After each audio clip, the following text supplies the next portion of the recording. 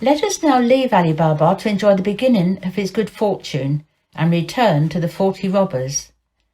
They came again at the appointed time to visit their retreat in the forest, but great was their surprise to find Cassim's body taken away, with some of their bags of gold.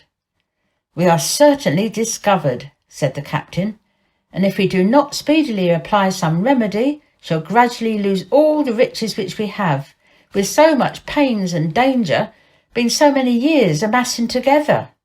All that we can think of the loss which we have sustained is that the thief whom we surprised had the secret of opening the door, and we luckily arrived as he was coming out. But his body being removed, and with it some of our money, plainly shows that he had an accomplice.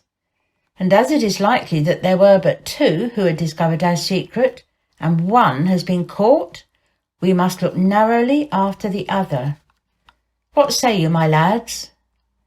All the robbers thought the captain's proposal so advisable that they unanimously approved of it, and agreed that they must lay all other enterprises aside to follow this closely, and not give up till they had succeeded. "I expected no less," said the captain, "from your fidelity, but first of all, one of you who is artful and enterprising must go into the town disguised as a traveller, to try if he can hear any talk of the strange death of the man whom we have killed, as he deserved, and endeavour to find out who he was and where he lived. This is a matter of the first importance for us to ascertain, that we may do nothing which may have reason to repent of by discovering ourselves in a country where we have lived so long unknown. But to warn him who shall take upon himself this commission, and to prevent our being deceived by his giving us a false report, I ask you all if you do not think that in case of treachery, or even error of judgment, he should suffer death?" Without waiting for the suffrages of his companions, one of the robbers started up and said, "I submit to this condition, and think it an honour to expose my life by taking the commission upon me. But remember, at least, if I do not succeed, that I neither wanted courage nor goodwill to serve the troop." After this robber had received great commendations from the captain, he disguised himself, and taking his leave of the troop that night, went into the town just at daybreak, and walked up and down, till accidentally he came to Baba Mustapha's stall, which was always open before any of the shops. Baba Mustapha was seated with an awl in his hand, just going to work. The robber saluted him, bidding him good morrow, and perceiving that he was old, said, "Honest man, you begin to work very early. Is it possible that one of your age can see so well? I question, even if it was somewhat lighter, whether you could see to stitch." "Certainly," replied Baba Mustapha, "you must be a stranger, and do not know me. For old as I am, I have extraordinarily good eyes, and you will not doubt it when I tell you that I sewed a dead body together in a place where I had not so much light as I have now." The robber was overjoyed to think that he had addressed himself at his first coming into the town to a man who in all probability would give him the intelligence he wanted. "A dead body?" replied he with affected amazement. "What could you sew up a dead body for? You mean you sewn up his winding sheet?" "No, no," answered Baba Mustapha. "I perceive your meaning. You want to have me speak out, but you shall know no more." The robber wanted no further assistance to be persuaded that he had discovered what he sought. He pulled out a piece of gold, and putting it into Baba Mustapha's hand, said to him, "I do not want to learn your secret, though I can assure you I would not divulge it, if you trusted me with it. The only thing which I desire of you is to do me the favour to show me the house where you stitched up the dead body." "If I were disposed to do you that favour," replied Baba Mustapha, holding the money in his hand and ready to return it, "I assure you I cannot. I was taken to a certain place where I was blinded. I was then led to the house, and afterward brought back again in the same manner. You see, therefore, the impossibility of my doing what you desire." "Well," replied the robber, You may, however, remember a little of the way that you were led blindfolded. Come, let me blind your eyes at the same place. We will walk together. Perhaps you may recognise some part, and as everybody ought to be paid for his trouble, there's another piece of gold for you. Gratify me in what I ask you." So saying, he put another piece of gold into his hand. The 2 pieces of gold were great temptations to Baba Mustapha. He looked at them a long time in his hand, without saying a word, thinking with himself what he should do. But at last he pulled out his purse and put them in.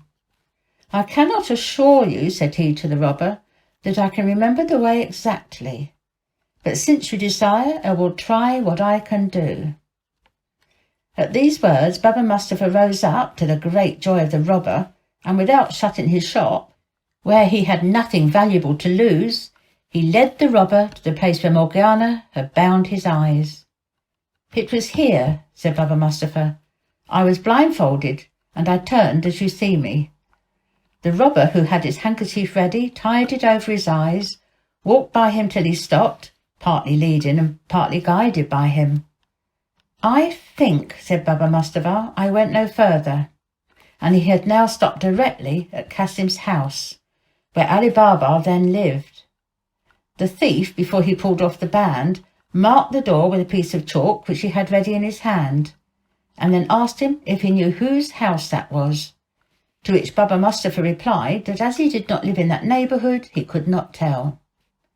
The robber, finding he could discover no more from Baba Mustapha, thanked him for the trouble he had taken, and left him to go back to his stall, while he returned to the forest, persuaded that he should be very well received.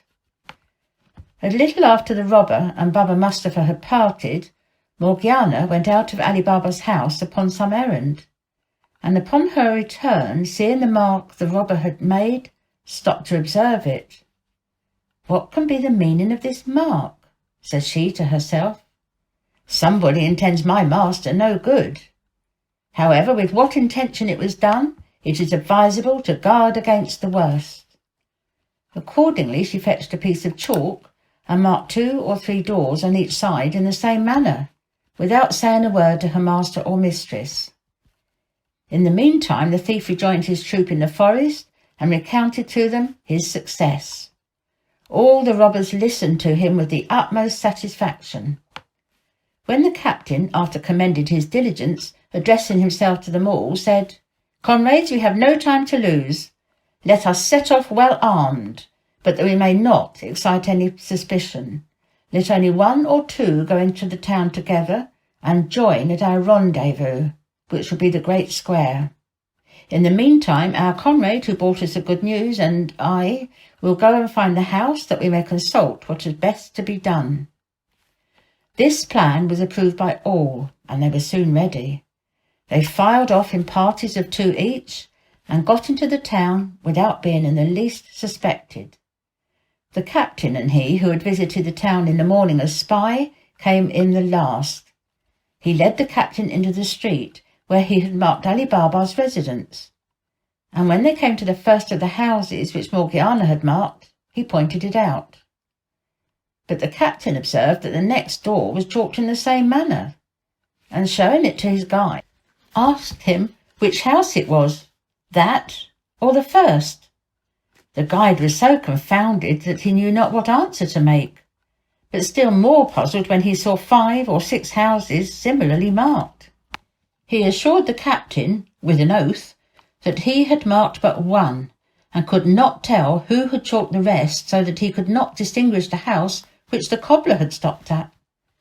The captain, finding that their design had proved abortive, went directly to the place of rendezvous, and told the first of his troop whom he met that they had lost their labour and must return to their cave. When the troop was all got together, the captain told them the reason of their returning, and presently the conductor was declared by all worthy of death. He condemned himself, acknowledging that he ought to have taken better precaution, and prepared to receive the stroke from him who was appointed to cut off his head. Another of the gang, who promised himself that he should succeed better, immediately presented himself, and his offer being accepted, he went and corrected Baba Mustafa as the other had done, and being shown the house, marked it in a place more remote from sight, with red chalk. Not long after, Morgiana, whose eyes nothing could escape, went out, and seeing the red chalk, and arguing with herself as she had done before, marked the other neighbours' houses in the same place and manner. The robber, at his return to his company, valued himself much on the precaution he had taken, which he looked upon as an infallible way of distinguishing Ali Baba's house from the others, and the captain and all of them thought it must succeed. They conveyed themselves into the town with the same precaution as before, but when the robber and his captain came to the street, they found the same difficulty, at which the captain was enraged, and the robber in as great confusion as his predecessor.